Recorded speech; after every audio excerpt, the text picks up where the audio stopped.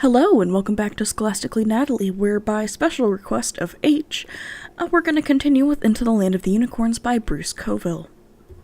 We are now at Chapter 4 within the Cave.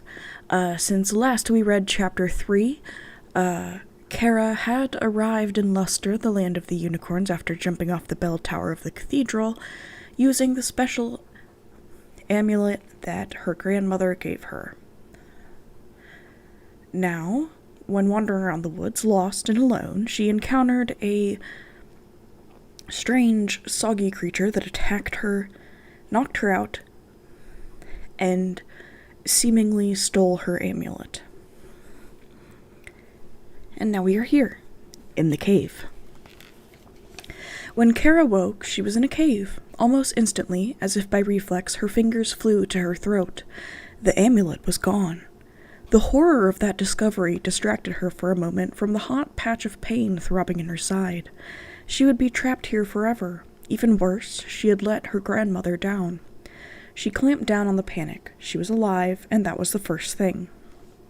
Grandmother Morris always said if you were alive, you had a chance. Suddenly she remembered her battle with the goblin-like creature in the forest. How in heaven's name had she gotten from there to here? Where was here, for that matter? Trying to stay calm, she forced herself to start taking stock of her surroundings. Dim light from a single torch showed her that she was lying on a bed made of moss and leaves. She turned sideways, her movement causing the mattress to release a faint odor of flowers. It was pleasant. Unfortunately, moving also caused a wave of dizziness. She closed her eyes, counted to 10, then opened them again, slowly. Trying not to cry, she began to look about the cave. The rocky walls were bare, save for a large decoration made from the boughs of a flowering bush or tree. Below the boughs stood a huge, rough-hewn chair. Its seat was rounded up on the edges, and the depression in the center was filled with moss and leaves, much the same as her bed. Then her eyes fell upon the occupant of the cave. She gasped, her reaction an equal mixture of surprise and fear. More than anything, he looked like a bear that had started to become a man but hadn't finished the process. Tall and broad-shouldered, he had a shaggy coat of fur that covered most of his body, and a short, broad muzzle that ended in a black nose. He started toward Kara. She gasped, and if she had had the strength, she would have bolted from her bed. Lacking that, she tried to convince herself that if the creature had wanted to hurt her, he would already have done so. But was he her rescuer or simply a jailer? He bent over to peer into her face, and the unexpected intelligence in his large black eyes made her shiver. Broad nostrils quivering, he put a rough, fur-covered paw against her cheek. In a voice only a half a tone from a growl, he said, "Garzim?" "What?" "Garzim," he repeated. Then, with a look of frustration, he turned away. Kara pushed herself to her elbows, trying desperately to think of some way to communicate with the creature. Always eager to help, she had been upset by the look of disappointment on his face when he realized he could not speak to her. He returned a moment later, carrying the base of a thick branch. When he held it in front of her, she saw that it had been hollowed out to hold liquid. The man-bear grunted and thrust it toward her. She hesitated, then took the crude cup and drank from it. The man-bear smiled, a somewhat frightening sight given the large, sharp teeth he thus displayed, and grunted approval. Kara smiled too, partly because she felt she had made positive contact with the creature, partly because what she had expected to be water was actually a tea of some sort. It tasted quite wonderful. Even better, it soon made her feel good enough that she tried to get to her feet. That movement was a mistake. A wave of dizziness overwhelmed her, and with a groan she sank back against the bed.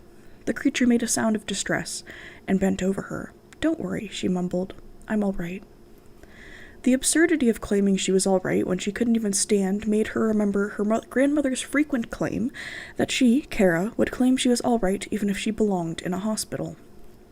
Though she tried to hold it in, the thought of her grandmother caused a tear to trickle down her cheek. Where is grandmother now, she wondered. "Go is glack," growled her new friend. Though his voice was rough and Kara had no idea what the words meant, she could tell they expressed sympathy. Hardly thinking about it, she reached out and put her hand on the creature's thick, furry arm. "Gu is glack," he repeated, more gently this time. Then, so quickly that she later decided it must have been an effect of the drink the creature had given her, she fell back to sleep. When the pain in her side woke her again, the cave was even darker than before. The silvery light filtering in at what she now realized was the entrance of the cave made her think it must be night. How long had she slept? And where was her new friend? The moment of loneliness that overwhelmed her was quickly replaced by a tremor of fear. With her protector gone, could the goblin-like creature that had attacked her in the woods trace her here and try again? Her fear doubled when she heard something move at the front of the cave. She prepared to leap from the bed, hoping that her legs would hold her. At the same time, she tried to stay calm, telling herself that it was probably only her host returning from whatever he had been doing. Then, fear and hope and all attempts at calm were washed away in a tide of wonder, as a creature of such exquisite loveliness that the very sight of him brought tears to her eyes stepped into the moonlight. In shape, he was much like a horse, though somewhat smaller and more finely built. His hooves were cloven like a goat's, rather than solid like those of a horse. Mane and flowing tail seemed spun of silver, cloud, and moonlight. From between his enormous dark eyes thrust a spiraled horn, 3 feet long at the least, that glowed as if lit from within. Except for the trembling that had overtaken her, Kara sat without moving as the unicorn began to walk to her. The sound of his hooves against the stony floor of the cave was like distant silver bells. She wanted to cry out to him, tell him how beautiful he was, but worried that if she spoke, he would turn and go. Not from fear. His grace and power were such that she could not imagine him being afraid of her, or of anything, for that matter. It was simply that the moment was so fragile she feared anything might shatter it. She held out her hands. The unicorn continued to walk toward her. When he was about 5 feet away, he lowered his horn and pointed it directly at her chest. Kara caught her breath. What was he going to do? Unsure whether she had even enough strength to stand, she braced herself to try to run. Yet, as if enchanted, she could not bring herself to move. The horn drew closer. Still, she did not flinch, not even when it pressed against her shirt. Only when it pierced her flesh and began driving on toward her heart did she cry out. And that is the end of Chapter 4.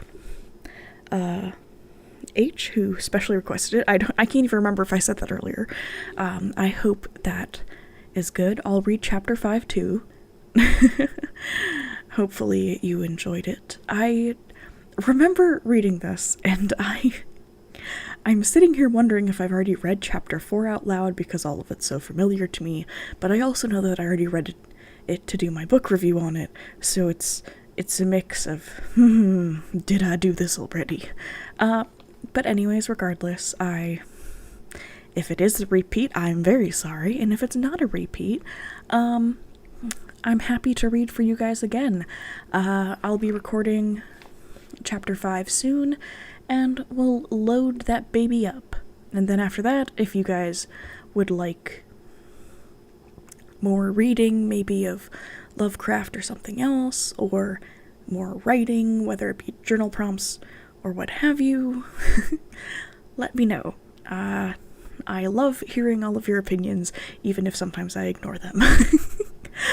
Okay, guys, I hope you have a fantastic day and week, and I will see you guys in the next video. Scholastically Natalie is out.